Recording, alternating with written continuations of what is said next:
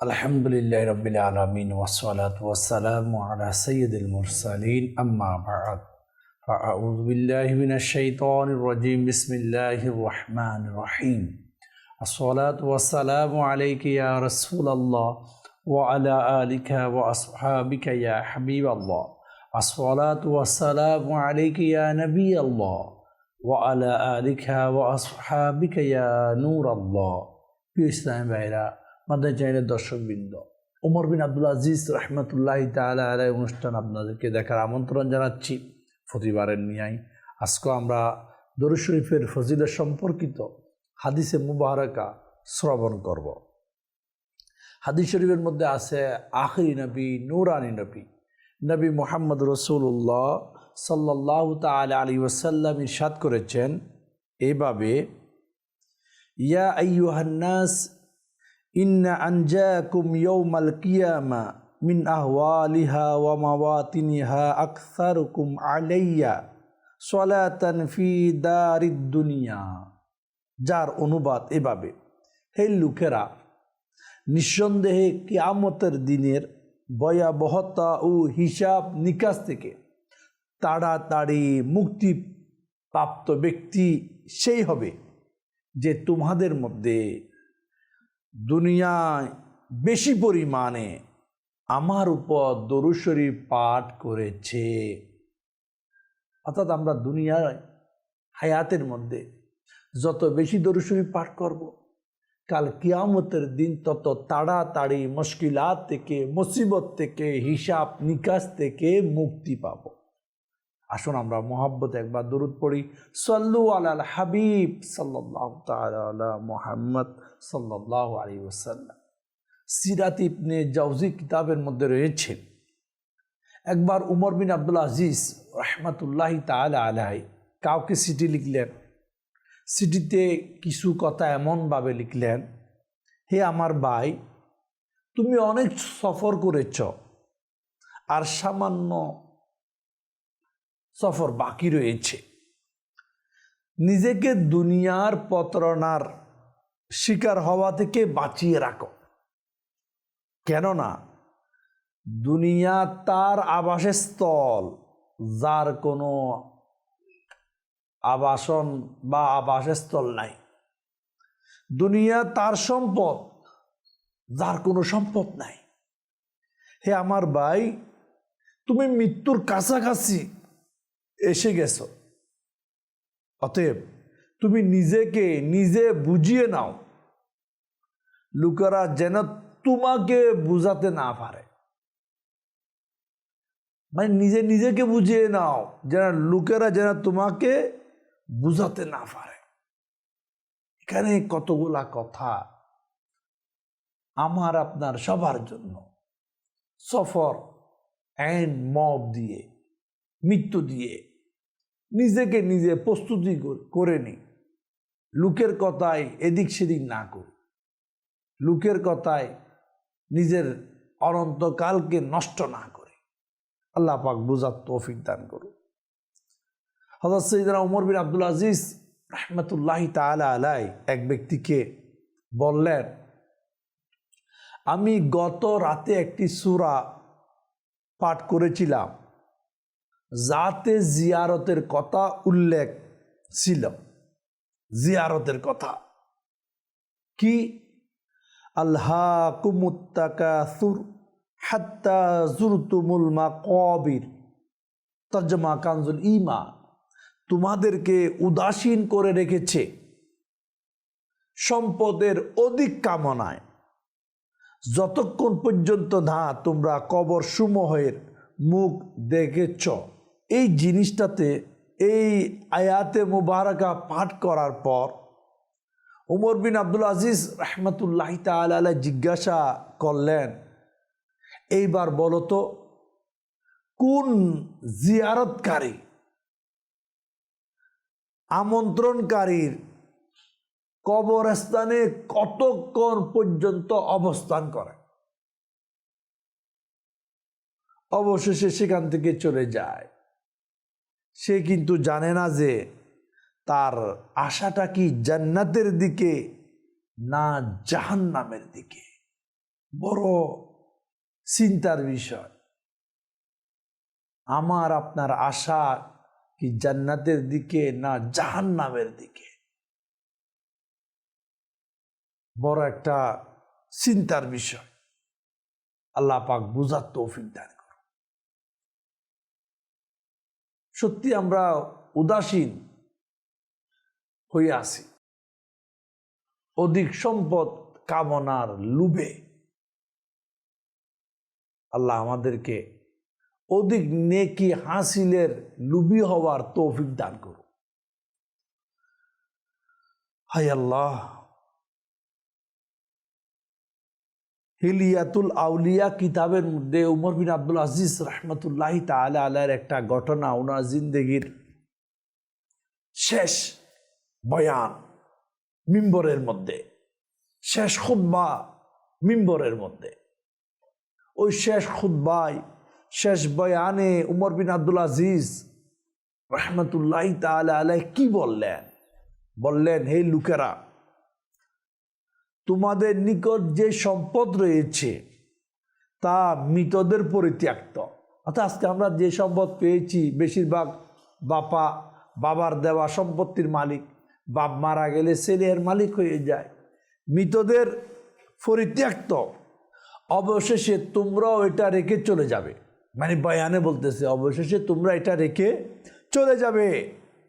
তোমরা কি জানো না, তোমরা প্রতিদিন সকাল সন্ধ্যায় এই দুনিয়া থেকে বিদায় নেওয়ার মৃত ব্যক্তিদের পিছনে পিছনে চলতে থাকো। প্রতিদিন আমরা কারো না কারো পিছনে চলি, জানাজার পিছনে চলি আমরা। তোমরা তাদেরকে কবরের সেই গর্তে ঢুকিয়ে অর্থাৎ দাফন করে যাও, যেখানে কোনো বালিশ নাই, বিছানা নাই। মৃত ব্যক্তির সমস্ত ধন সম্পদ সে রেখে চলে যায়। আর এই মৃত ব্যক্তির বাসস্থান কবরের মাটি, কবর বাসস্থান তার একমাত্র ঠিকানা হয়ে যায়। হিসাব নিকাশের সম্মুখীন হতে হয় কবরে যাওয়ার সাথে সাথে, প্রশ্নের, মুনকির নকিরের। এর আগে যারা আগামী দিনের জন্য সঞ্চয় করেছে, পরকালের জন্য নেকি জমা করেছে, ওর সুফল ভোগ করে বাকিরা হাই আফসুস ছাড়া আর কিচ্ছু নাই। অতঃপর উমর বিন আব্দুল আজিজ রহমতুল্লাহি তাআলা আলাইহি মিম্বর থেকে কান্না করতে করতে নেমে পড়লেন, চোখের পানি মুছতে মুছতে নেমে পড়লেন। আসলে বাস্তবিক জিন্দেগিতে আমরা যে সম্পদ ইনকাম করি এটা কারোর জন্য না, কারোর জন্য রেখে যায়। আমার বাপ, আমার দাদা বাবার জন্য রেখে গেছে, বাবা আমার জন্য রেখে যাচ্ছে, আমি আমার ছেলের জন্য রেখে যাব। সে এটা কি? কেউ নাই সাথে যাওয়ার, সম্পদও নাই। আজকে আমার আপনার বেডরুম দেখেন কত ধরনের ইন্তেজাম।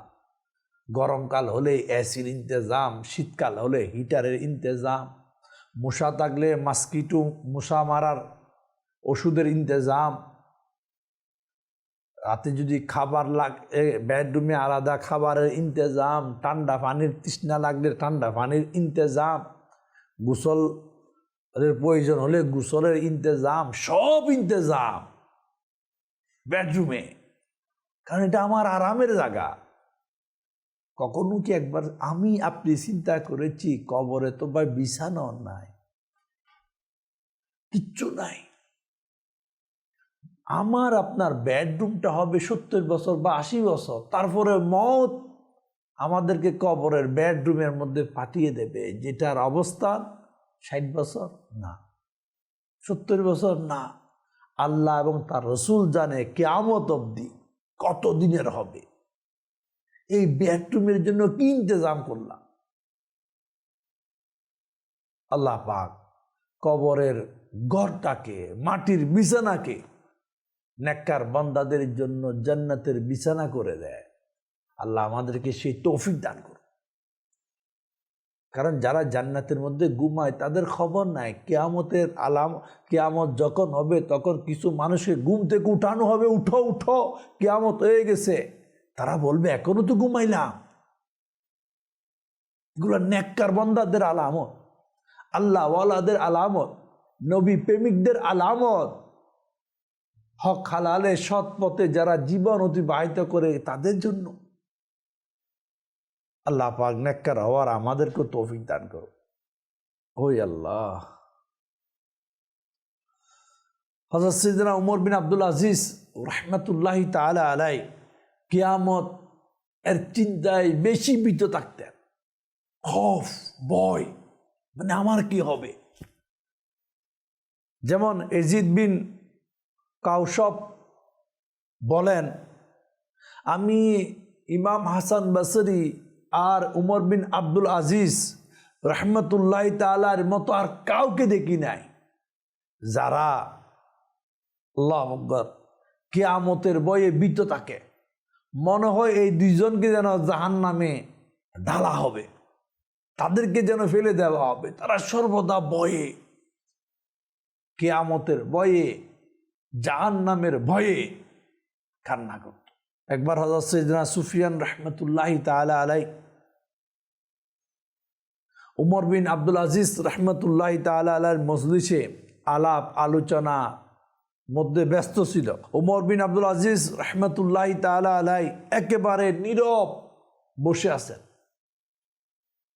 জিজ্ঞাসা করা হলো, হুজুর কি ব্যাপার, আপনি এত নীরব কেন?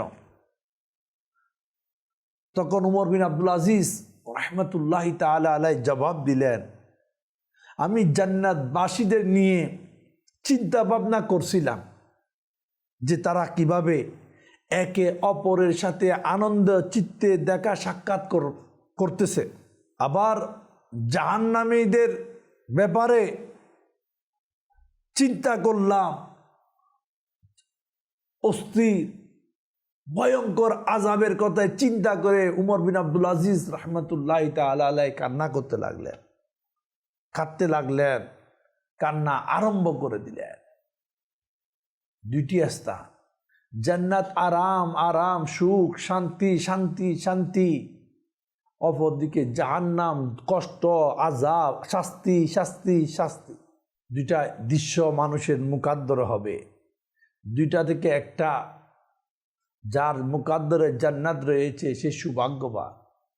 আর জান্নাতি ব্যক্তিরা জান্নাতে যাওয়ার উপযুক্ত তারাই হবে যারা আল্লাহ এবং তার রাসূলের ইয়াদগারি করে, ইত্তেবা করে, জিকির করে, নেক আমলের মধ্যে মুত্তাকি মুমিন কাতারে নিজেকে সাজিয়ে নিয়েছে।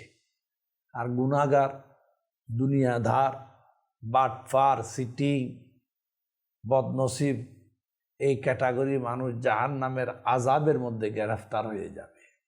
আল্লাহ পাক আমাদেরকে ক্ষমা করুক, নেককার নেকির পথে চলার তৌফিক দান করুক। হযরত সাইয়েদনা আবু সালাম আসওয়াদ রাহমাতুল্লাহি তাআলা আলাইহি বলেন, আমি হযরত সাইয়েদনা সাওবান রাদিয়াল্লাহু তাআলা আনহু থেকে বলতে শুনেছি, প্রিয় নবী সাল্লাল্লাহু তাআলা আলাইহি ওয়াসাল্লাম ইরশাদ করেন এভাবে, আমার হাউজে কাউসার অর্থাৎ হাউস আদন থেকে উম্মান পর্যন্ত বিস্তৃত বিশাল, এর পানি হবে দুধের চাইতে সাদা, মধুর চাইতে মিষ্টি। আর এই হাউজে কাউসারের পানি পানের পেয়ালা হবে আকাশের নক্ষত্রের সমান, তারাকা রাজির সমান। এই হাউজে কাউসারের পানি পানের পেয়ালা হবে আকাশের নক্ষত্রের সমান। আর যে ব্যক্তি একবার এক চুমুক হাউজে কাউসারের পানি পান করার সৌভাগ্য পাবে, তার আর কোনো দিন তৃষ্ণা লাগবে না। আর এই হাউজে কাউসার এর পানি সর্বপ্রথম যারা পান করার জন্য আসবে তারা হবে মুহাজির, ফকিরগণ, যাদের মাথা হবে ধুলিময়, যাদের কাপড় হবে ময়লাযুক্ত, যারা সুন্দরী ও দণ্ডাঢ্য মহিলা বিবাহ করতে পারত না, যাদের জন্য বড় বড় পয়সাওয়ালাদের দরজা খোলা হতো না। এই সুসংবাদমূলক কথা শুনে উমর বিন আব্দুল আজিজ রাহমাতুল্লাহি তাআলা আলাইহি বলল, হাই, আমি তো সুন্দরী মহিলাদের মধ্যে ফাতেমা বিনতে আব্দুল মালিককে বিবাহ করেছি, আমার জন্য তো দরজা খোলা হয়, কিন্তু আজ থেকে আমি আমার কাপড়কে দ্রুত করব না, আমি আমার শরীরকে ধুলিময় রাখব, আমার কাপড় পরিধেয় কাপড় চুপড়কেও দ্রুত করব না, যতক্ষণ পর্যন্ত ময়লা যুক্ত না হয়ে যায়। প্রিয় ইসলামী ভাইয়েরা, বাদাই চায় দর্শকবৃন্দ, হাউজে কাউসারের পানি পান করবে তারাই যাদের কাছকে দুনিয়া ফাত্তা দেয় না, লিফট করায় না, চলে যাও, তোমার কি এখানে, অর্থ নাই, বৃত্ত নাই, কিন্তু মাওলার ভয় তাদের অন্তরে ভরপুর, মাওলার ইত্তেবা তাদের অন্তরে ভরপুর, আল্লাহ এবং তার রাসূলের আনুগত্য তাদের জীবনে ভরপুর। এইসব বান্দা হাউজে কাউসারের পানি পান করার সৌভাগ্য লাভ করবে। আজকে যাদেরকে আমরা তুচ্ছ মনে করি, ফাত্তা দিই না, এর কাপড়ের ঠিক নাই, চেহারা ঠিক নাই, লেবাসের ঠিক নাই, ও বন্দা আল্লাহ পাক বন্দার উপরের বাহ্যিক অংশ দেখে না, সে ভিতরে পবিত্র কিনা এটা দেখে, তার ইনকাম পবিত্র কিনা এটা দেখে, তার আমল পবিত্র কিনা এটা দেখে, সে মুত্তাকি কিনা এটা দেখে, সে মুমিন কিনা এটা দেখে, সে আল্লাহ ওয়ালা কিনা এটা দেখে। আজকে তো আমরা দেখি উল্টা, মেয়ে বিবাহ দেব, ছেলেটা কত পয়সাওয়ালা এটা দেখ, দেখতে সুন্দর কিনা এটা দেখ, কিন্তু তার চরিত্র সুন্দর কিনা এটা দেখি নাই, তার হালাল ইনকাম আছে কিনা এটা দেখি নাই, সেই নামাজ রোজা ইত্তেবায়ে রাসূলুল্লাহ করে কিনা এটা দেখি নাই, সে কি সুদের কারবার করে না ঘুষের কারবার করে এটাও দেখি নেই। দিয়ে দেব অনেক পয়সাওয়ালা, গরিব না না হবে না, সে কি খায়, আমার মেয়েকে কি খাওয়াবে। অথচ গরিব আল্লাহওয়ালাদের সুসংবাদ তার জন্য, যারা নেককার তাদের জন্য, যারা আল্লাহওয়ালা তাদের জন্য। আল্লাহ পাক বুঝার তৌফিক দান করুন। ওমর বিন আব্দুল আজিজ রাহমাতুল্লাহি তাআলা আলাইহির নিকট কোনো কাজে কেউ আরজ করলো, ইয়া আমিরুল মুমিনিন, ইয়া আমিরুল মুমিনিন, এখন আমি আপনার সামনে দণ্ডায়মান উপস্থিত,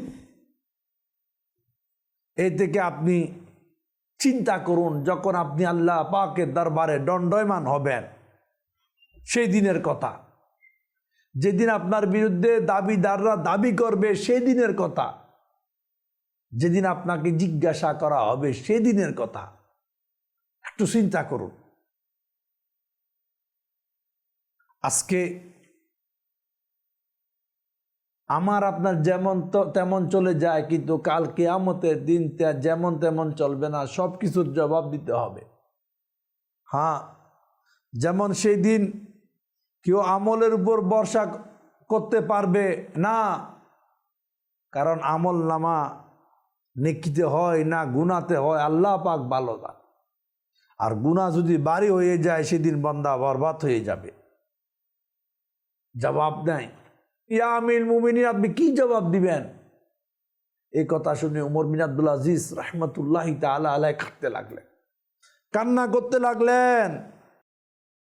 ভাই, এই কথাগুলো আরেকবার আমাকে শোনাও, আরেকবার আমাকে বলো। কারণ স্বাভাবিক, আজকে আমরা যারা বড় পয়সাওয়ালা, বড় স্থানের অধিকারী, তারা জবাবদিহিতার কথা মনে রাখি না, চিন্তাও করি না। কে আমাকে জিজ্ঞাসা করবে? কে? আমি মনে করি আমি ছাড়া আর কেউ নাই।